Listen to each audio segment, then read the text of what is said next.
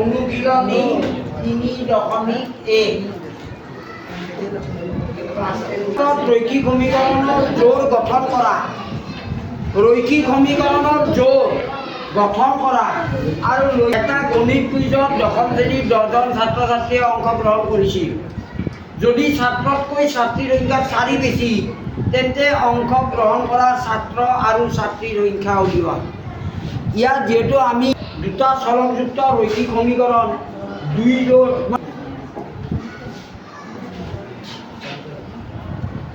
1 জন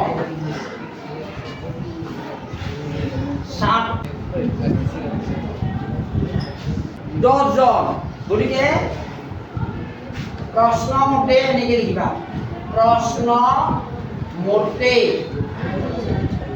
কি লিখিবা x + y সমান 10 জন।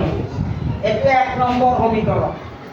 কি যদি ছাত্ৰতকৈ ছাত্ৰীৰ সংখ্যা 4 বেছি চোৱা ছাত্ৰীৰ সংখ্যা 4 বেছি তাৰ মানে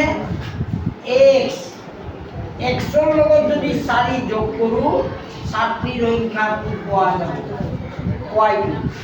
তাৰ মানে তোমাৰ কি হ'ব এইটো আমি 2 নম্বৰ সমীকৰণ বুলি ধৰিলোঁ। 1 নম্বৰ সমীকৰণটো হ'ল x + y = 1 নম্বৰ আৰু 2 নম্বৰ সমীকৰণ ডাইৰেক্ট যোগ কৰিলে কি হ'ব x আৰু x = 6 + y - y কেনসেল আৰু 10ৰ পৰা তোমাৰ 6 জন এতেকে x = কিমান হ'ব 3। xৰ মান 1 নম্বৰ সমীকৰণত বহাই দিয়া ইয়াত লিখি দিয়া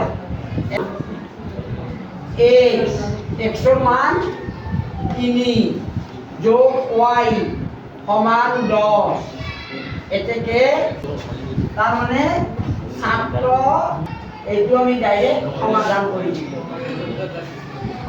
এইটোৱে হ'ব।